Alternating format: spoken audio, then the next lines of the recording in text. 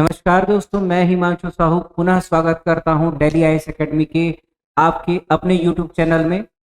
हम अब आपके हॉस्टल वार्डन से रिलेटेड कंप्यूटर की प्रश्नोत्तरी श्रृंखला को आगे बढ़ाएंगे और ज़्यादा देर ना करते हुए शुरू करते हैं आपके एमसीक्यू सीरीज को।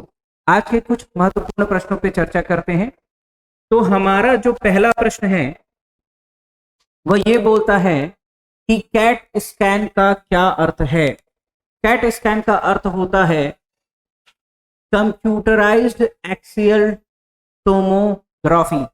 तो यहां पे अगर हम देखेंगे तो आपका पहला ऑप्शन गलत हो जाएगा और जो दूसरा ऑप्शन है, दूसरा विकल्प है कंप्यूटराइज्ड एक्सियल टोमोग्राफी, ये आपका करेक्ट आंसर होगा। आगे चलते हैं, प्रश्नोत्तरी को श्रृंखला को आगे बढ़ाते हैं और दूसरा प्रश्न देखते हैं कि सर्किट ब्रेकर वाला डिवाइस जो हार्डवेयर को पावर सोर्स से अलग करने और वोल्टेज स्पाइक से प्रोटेक्ट करने के लिए यूज होता है, उसे क्या कहते हैं। तो पहला आपका विकल्प दिया हुआ है वोल्टेज ब्रेकर, दूसरा विकल्प दिया हुआ है आपका सर्ज ब्रेकर, तीसरा आपका दिया हुआ है सर्ज प्रोटेक्टर और चौथा विकल्प दिया हुआ है आपका वोल्टेज प्रोटेक्टर। तो आपका जो विकल्प बी है यह आपका सही उत्तर है। तो ये जो सर्ज ब्रेकर होता है ये आपको वोल्टेज स्पाइक से प्रोटेक्ट करता है। आगे बढ़ते हैं अपने अगले प्रश्न की तरफ। तो हमारा अगला प्रश्न बोलता है कि इलेक्ट्रॉनिक प्रिंटर में किस प्रौद्योगिकी का प्रयोग होता है। पहला विकल्प बोल रहा है माइक्रो टेक्नोलॉजी, दूसरा विकल्प बोल रहा है माइक्रो इनकैप्सुलेशन, तीसरा आपका बोल रहा है माइक्रो मिलीमेट्रिक और चौथा बोल रहा है माइक्रो एरे। तो आपके इलेक्ट्रॉनिक प्रिंटर में माइक्रो इनकैप्सुलेशन टेक्नोलॉजी का प्रयोग होता है। तो ये जो विकल्प आपका बी है ये आपका करेक्ट आंसर होगा। चलते हैं अपने प्रश्नों की श्रृंखला को आगे बढ़ाते हैं और चलते हैं अपने अगले प्रश्न की तरफ। अब सुपरमार्केट्स में आपके लाए जाने वाले कंप्यूटर टर्मिनल को किस नाम से जाना जाता है। तो इसे जाना जाता है पॉइंट ऑफ सेल। तो विकल्प में अगर देखें तो डी विकल्प नहीं हो सकता, सी विकल्प नहीं हो सकता, बी विकल्प नहीं हो सकता और विकल्प जो ए है ये आपका करेक्ट होगा, क्योंकि यहां से पी का फुल फॉर्म होगा, पीओएस का फुल फॉर्म होगा पॉइंट ऑफ सेल। चलते हैं अपने अगले प्रश्न की तरफ। अगला प्रश्न कहता है भीम के बारे में कथनों को विचार करने के लिए कहता है। तो भीम ऐप उपयोग करने वाले के लिए यह यूपीआई सक्षम बैंक खाते किसी को धन का हस्तांतरण करना संभव बनाता है। ये आपका विकल्प सही है। कथन जो दूसरा कह रहा है जहां एक चिप पिन डेबिट कार्ड में प्रमाणीकरण के 4 घटक होते हैं, वही आपके भीम ऐप में प्रमाणीकरण के 2 घटक होते हैं। देखिए, चिप पिन डेबिट कार्ड में प्रमाणीकरण के 4 घटक होते हैं, ये तो सत्य बात है, पर भीम ऐप में प्रमाणीकरण जो है वो 3 चरणों में होता है। कितने चरणों में? 3 चरणों में होता है। तो ये आपका जो कथन द्वितीय है ये गलत है। अब आ जाते हैं अपने विकल्पों में। तो क्या केवल एक सही है? तो हाँ, आपका विकल्प ए सही है और जो कथन द्वितीय है ये गलत है, इसलिए आपका करेक्ट आंसर होगा केवल ए। आगे बढ़ते हैं, अपने प्रश्नों की श्रृंखला को आगे बढ़ाते हैं। चलते हैं अपने अगले प्रश्न की तरफ। बैंकों में पहली बार कंप्यूटर पर आधारित ऑटोमेटेड टेलर मशीन यानी एटीएम का प्रयोग कब शुरू किया गया। तो एटीएम का प्रयोग जो है, इसमें जो विकल्प ए है ये गलत है, विकल्प बी है ये भी गलत है, विकल्प सी है ये भी गलत है, विकल्प जो डी है ये आपका सही है, क्योंकि वर्ष 1967 में लंदन में सर्वप्रथम आपके एटीएम मशीन का प्रयोग किया गया। चलते हैं अपने अगले प्रश्न की तरफ। जो अगला प्रश्न है ये पूछ रहा है the new technology emerging in the field of computer. The new technology emerging in the field of computer is, तो पहला है आपका आईसी टेक्नोलॉजी, दूसरा है आपका पैरेलल प्रोसेसिंग सिस्टम, तीसरा है आपका सेमीकंडक्टर टेक्नोलॉजी और चौथा है आपका ट्रांजिस्टर टेक्नोलॉजी। तो विकल्प जो आपका बी है पैरेलल प्रोसेसिंग सिस्टम, ये आपका करेक्ट आंसर होगा। चलते हैं अपने अगले प्रश्न की तरफ। अगला प्रश्न ये बोलता है भारत में सूचना क्रांति का जनक कौन है? विकल्प डी कह रहा है चरण सिंह है, ये गलत है। विकल्प सी कह रहा है मोरारजी देसाई है, ये भी गलत है। विकल्प बी कह रहा है, ये भी गलत है। आपका करेक्ट आंसर है राजीव गांधी, अर्थात विकल्प जो ए है ये आपका करेक्ट आंसर होगा। इसके पीछे रीजन ये है, भारत जब सुपर कंप्यूटर की खोज में निकला तो वो सबसे पहले पहुंचा अमेरिका के पास। अब अमेरिका ने अपने सुपर कंप्यूटर क्रे को देने से मना कर दिया। अब ऐसे में आपके राजीव गांधी ने सीडेक के लिए प्रयास किया और सीडेक वो संस्था है जो भारत में सुपर कंप्यूटर का निर्माण करती है। इस तरीके से देखें तो भारत में कंप्यूटर प्रौद्योगिकी के विस्तार के लिए अगर किसी व्यक्ति ने सबसे अधिक कार्य किया तो वो है आपका राजीव गांधी, इसलिए विकल्प ए। और इसके अनुसार से देखें तो भारत में फादर ऑफ इंफॉर्मेशन रिवॉल्यूशन कौन होगा? राजीव गांधी। आगे चलते हैं। आधुनिक कंप्यूटरों का लघुकरण संभव हो सका, किस टेक्नोलॉजी के कारण आपके कंप्यूटर स्मॉल बन पाए, ये पूछ रहा है। आपका विकल्प डी बोल रहा है सुपर ऑपरेटर्स, विकल्प सी बोल रहा है नैनो मटेरियल्स, विकल्प बी बोल रहा है इंटीग्रेटेड सर्किट और विकल्प ए बोल रहा है ट्रांजिस्टर। ट्रांजिस्टर का उपयोग जो है द्वितीय पीढ़ी में होना बंद हो गया था। इसका सही उत्तर है इंटीग्रेटेड सर्किट।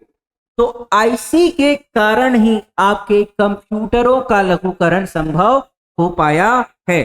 चलते हैं अपने अगले प्रश्न की तरफ।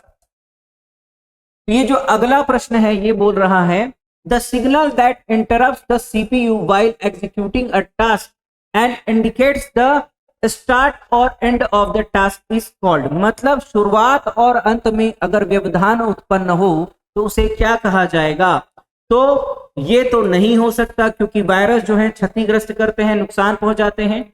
और ये भी अगर आप देखेंगे तो ये जो वॉर्म होता है, ये वॉर्म जो होता है अगर कंप्यूटर में जब हम वॉर्म की बात करते हैं तो ये प्रतिलिपि बनाता है। ये क्या बनाता है?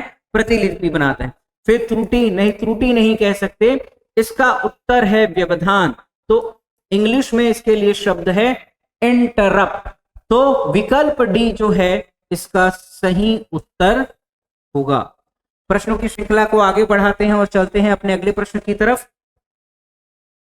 हमारा अगला प्रश्न कहता है कंप्यूटरों के संदर्भ में कंपैटिबिलिटी का क्या अर्थ है?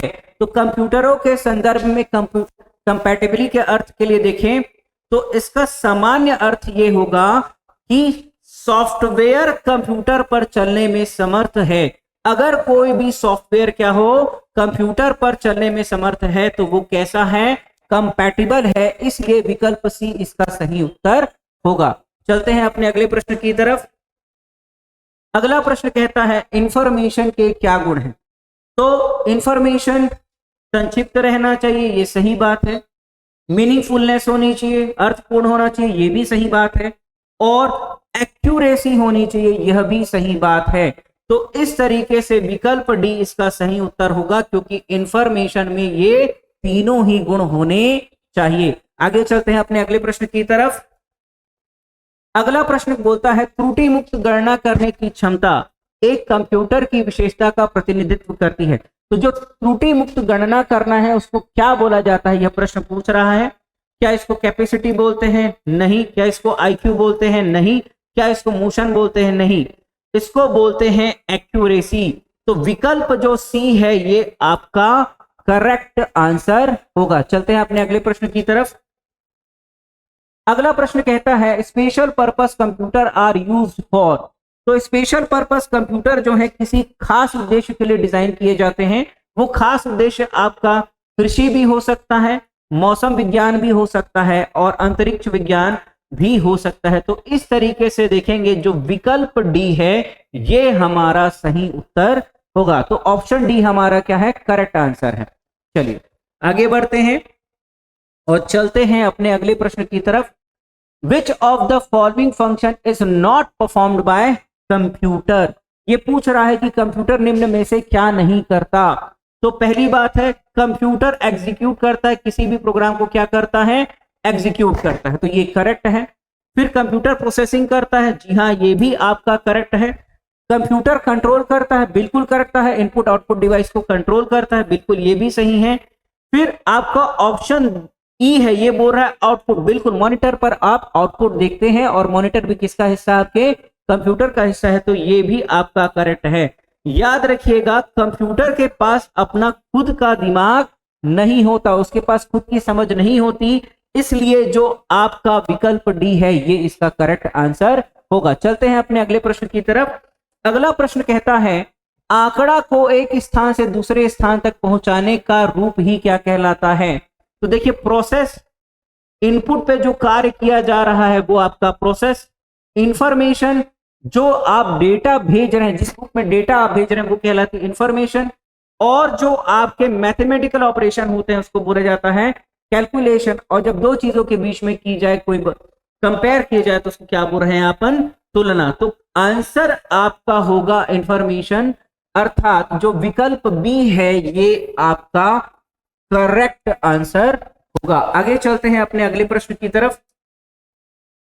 हमारा अगला प्रश्न बोलता है अनुकरण एक प्रक्रिया है। यहां पे अनुकरण का मतलब है सिमुलेशन से, ठीक है। पहला ऑप्शन बोल रहा है computer are used to control the process, ठीक है, ये सिमुलेशन नहीं है। दूसरा ऑप्शन बोल रहा है computer collect the data for later processing, ये भी इसका सिमुलेशन का मतलब नहीं होता। फिर तीसरा विकल्प बोल रहा है computer system and programs are used to produce action that resemble real physical system. तो सिमुलेशन क्या है, एक हाइपोथेटिकल सिनारियो होता है जो क्रिएट किया जाता है और देखा जाता है कि वर्तमान मतलब वास्तविक परिस्थितियों में कैसा ये कोई चीज कार्य करेगा, तो उसके लिए प्रोग्राम डिजाइन किया जाता है। तो इस अनुसार अगर देखेंगे तो विकल्प सी आपका करेक्ट आंसर होगा। चलिए चलते हैं एमसीक्यू की सीरीज को आगे बढ़ाते हैं और चलते हैं अपने नेक्स्ट क्वेश्चन की तरफ। अब which type of computer is used for preparing records in school and colleges. तो ध्यान रखिएगा स्कूल और कॉलेजों में विशेष पर्पस या फिर विशेष उद्देश्य के कंप्यूटर का यूज नहीं होता। कौन से कंप्यूटर का यूज होता है, केवल जनरल पर्पस कंप्यूटर का। तो विकल्प बी इसका करेक्ट आंसर होगा। चलते हैं अपने अगले प्रश्न की तरफ। अगला प्रश्न कहता है डेटा की इंटीग्रिटी में बाधा आने का कारण क्या है। पहला कंट्रोल ओवर डेटा अवेलेबिलिटी, दूसरा बोलता है इनकंसिस्टेंसी ऑफ डेटा, नहीं ये भी इसका कारण नहीं है, ये भी इसका कारण नहीं है। फिर ये बोल रहा है प्रोटेक्टिव कंट्रोल ऑफ डेटा, तो ये भी इसका कारण नहीं है। और D unauthorized access to data, ये भी इसका कारण नहीं है। इसका सही आंसर है डाटा अतिरेकता या डेटा रिडंडेंसी। डेटा अतिरेकता या डेटा रिडंडेंसी, जब डेटा बहुत ज्यादा हो जाए, मल्टीपल स्थानों पे हो जाए, उसके कारण से आपके डेटा की इंटीग्रिटी में क्या आती है, बाध्यता या फिर बाधा आती है। चलते हैं अपने अगले प्रश्न की तरफ। अगला प्रश्न बोलता है कंप्यूटर की शक्ति मापी जाती है। तो यहां पे समझते हैं ये जो बीट और बाइनरी है ये आपका मेमोरी, और ये डिजिट है, ये डिजिट 0 1 2 कुछ भी हो सकता है। तो आपका विकल्प जो डी बच रहा है वर्ड लेंथ, ये आपका करेक्ट आंसर होगा, क्योंकि किसी भी कंप्यूटर की जो शक्ति है वो नापी जाती है किसमें, आपके वर्ड लेंथ में। आगे चलते हैं अपने अगले प्रश्न की तरफ। हमारा अगला प्रश्न बोलता है पहला संक्रियात्मक इलेक्ट्रॉनिक अंकीय कंप्यूटर क्या है। तो आपका विकल्प डी बोल रहा है यूनिवैक, ये नहीं है। विकल्प आपका सी बोल रहा है एडवैक, ये नहीं है। विकल्प आपका बी बोल रहा है एडसेक, ये भी नहीं है। जो विकल्प ए है एनिएक, यह इसका सही आंसर है। ये जो एनिएक है इसका फुल फॉर्म होता है electronic numerical integrator and calculator. ये बनाया गया था 1946 में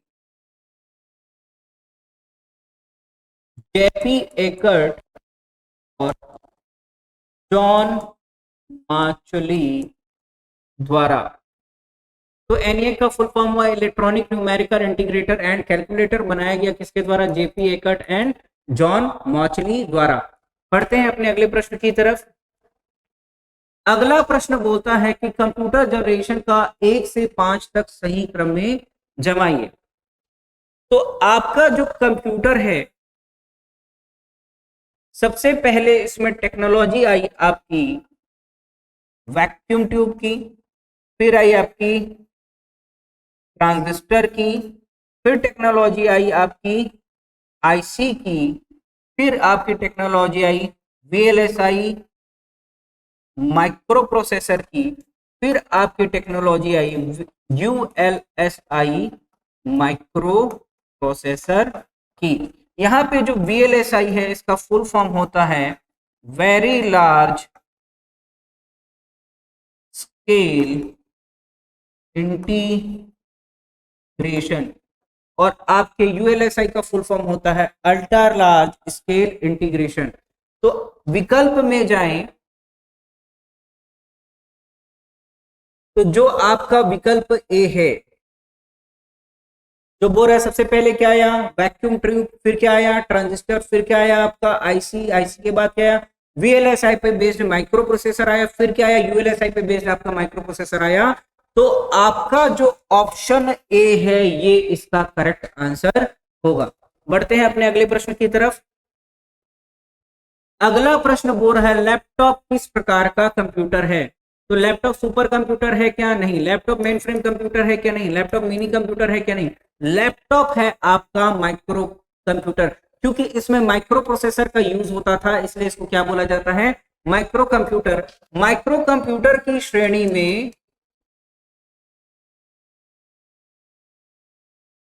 आपको